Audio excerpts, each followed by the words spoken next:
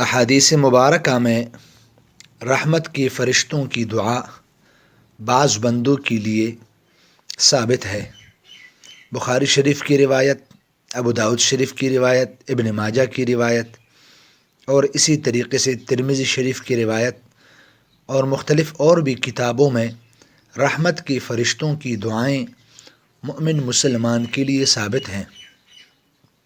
سب سے پہلے باجماعت نماز کا انتظار کرنے والوں کے لیے رحمت کے فرشتے دعا کرتے ہیں۔ نمبر 2، اگلی صفوں میں نماز ادا کرنے والوں کے لیے رحمت کے فرشتے دعا کرتے ہیں۔ نمبر 3، صفوں میں مل کر کھڑے ہونے والوں کے لیے بھی رحمت کے فرشتے دعا کرتے ہیں۔ صف کے دائیں جانب کھڑے ہونے والوں کے لیے بھی رحمت کے فرشتے دعا کرتے ہیں۔ نماز سے فارغ ہو کر جائے نماز پر بیٹھنے والوں کے لیے بھی رحمت کے فرشتے دعائیں کرتے ہیں۔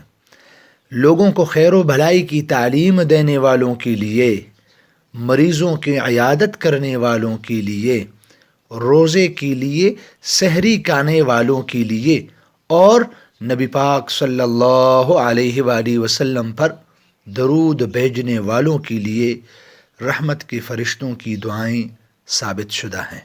اللہ رب العزت ہمیں بھی ان لوگوں میں شامل فرمائے جن کے لیے فرشتے رحمت کی دعائیں مانگتے ہیں۔ آمین یا رب العالمین۔